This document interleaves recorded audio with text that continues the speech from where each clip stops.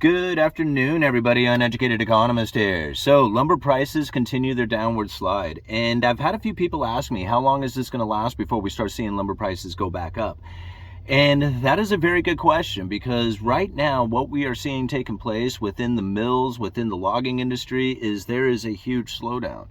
The mill curtailments, the inventory depletion up in the hills, the loggers, they're slowing down their operations as well.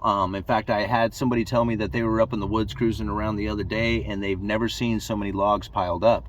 And this is because the mills are not taking in more timber right now because they're not milling up as much. And this is going to create a gap in production. Now, how long this lasts, I don't know. How far it goes, it's still remaining to be seen, right?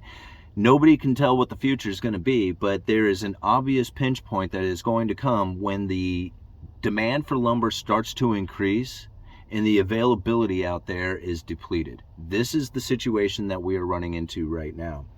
And I really have to ask a lot of people, when all the inflation started to take place and they pointed at lumber and they said, look, this is due to all the Federal Reserve and the money printing that has taken place.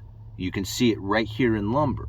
Now, again, I was one of the few people out there who said, no, this is not. We're going to see lumber prices come back down to a normal. And what is everybody going to say as the reasonings that this all took place? Okay?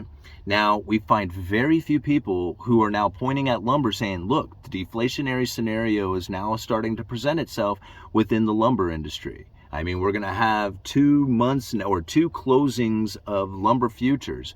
They close every 2 months, the contracts do, with really low prices. Now, when I say low prices, they're actually normal prices comparatively to history. Like typically lumber futures prices would be anywhere from $200 to $400 per thousand. Right now, they're sitting at $340 per thousand.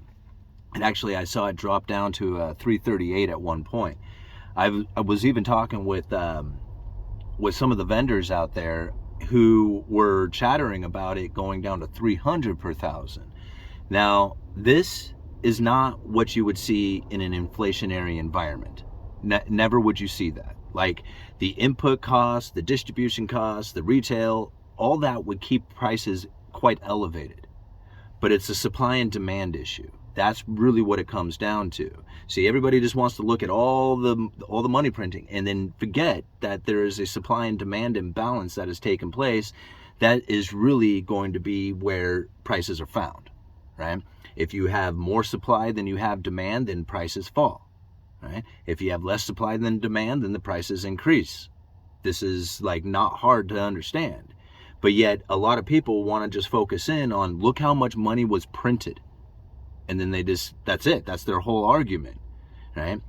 But you have to understand that in order for the inflation to actually take place within the prices, you have to have a consistent and constant input of money through all channels. Okay, that's really important to understand, that it has to be consistently going through all channels. Okay, not just like during quantitative easing 1, 2, 3, and 4, where they printed up a bunch of money and it sat on the bank's balance sheet, lowering interest rates as much as they could and try and pumping out as much money into the system through loans. That's what quantitative easing essentially was. Right?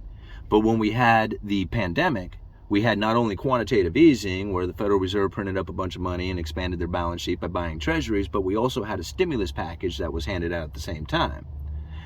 And in conjunction with that, because of the COVID pandemic, they locked the economy down, which meant that nobody could go to work and manufacture and distribute like they once had. With that stimulus check, everybody ran out there consistently from all channels at the exact same time, started buying stuff. Now, if those stimulus packages continued, we would see the inflation continue, right? Especially if you have a severed supply chain. I mean, then it would really go run up. But that's not what happened. The stimulus ran out and the supply chain started to open up again, and we're starting to see the prices peaking out, right? There's talk of inflation or the Federal Reserve reversing course on their inflation fight, right? By keeping the interest rates elevated. There's talk of that reversing course so that to fight the recession, or to deal with the fact that inflation has gone away. I mean, all these people have these ideas behind it, but take a look at what the Federal Reserve is saying, that they're going to keep interest rates elevated for a significant amount of time, and that bringing inflation down to the 2% target that they are looking for is going to take time. It's because they're not going for a 2% target, they're going for a 2% average inflation rate over time, and we don't know what that is. So it's going to leave it arbitrary to the Federal Reserve.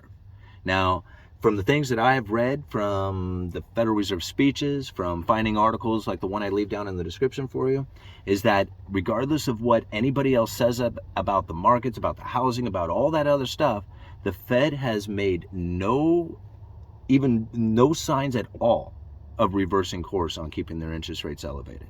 None, not that I can find. And so as long as those interest rates are elevated, you're going to have pressure on the markets.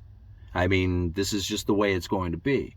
And that's the real reason why lumber came down, is because now lumber's not being purchased from everybody from all channels at the same time. See, when you had the stimulus package out there, everybody was locked down at home and they really didn't have anything going on, then people were bored. They wanted to build new decks, new fences, to block out the neighbor because they were going into, quarantine, self-quarantine or whatever, isolation. This created a huge demand for lumber. Like, everybody was out there consistently buying at the same time. Now nobody cares about buying lumber, right? All the projects, how many decks are you really going to build yourself, right? You build that one, that's the only one you need. Same thing with fences and all the rest of the projects that you had going on. So all those past projects that you had considered and all the future ones that you had considered, those things had all come to fruition at the same time during COVID. So now starting new projects isn't exactly at the top of everybody's list. I mean, I work retail lumber at a local lumber yard. I mean, we're pretty much the only people around. I mean, there's a few other lumber yards in the county, and the demand for summer projects are not kicking into gear. Normally you would find people wanting to build chicken coops or getting, building new fences or decks or stuff, all those summer projects. I mean, they're coming in, don't get me wrong, but they're not it's not like a booming time, considering that the lumber prices are as low as they are, right? And that's because the purchasing or the demand coming from the consumer is really just not there because of all the past events that had taken place here. And so this is really where we're going to find ourselves going into the future here, is that until those interest rates come down, I don't see where a demand for lumber or just about anything else out there. I mean, you can use lumber for an example, but really, I mean, you could think about it in cars or pork. We just recently did one on that. I mean, there's all kinds of products out there that are not going to be in line in timing with lumber, right? But just take a look at the lumber industry and what has happened there, and we're going to find those type of things happening throughout many industries throughout the economy. I mean, it's not an exact science, but you can kind of see that it goes down a general path. How it exactly goes, timelines, to what extent, that's all relative. But this is happening right now, and we're going to find, as the Federal Reserve keeps those interest rates elevated and keeps the pressure on the consumer out there, that you're going to find many situations like these mills are in where they're just going to stop producing, right? And that's the real shortages that are kicking in. I mean, that's going to happen through a lot of the things that are going on in the economy. I mean, take a look at some of the issues that are taking place in China right now. Their exports are dropping off dramatically, right? And that's, again, it's due to this huge demand slowdown that has taken place across the globe, and it's also having to deal with the fact that China has increased their manufacturing costs, and they're finding cheaper manufacturing other places outside of China. Uneducated Economist, you guys let me know.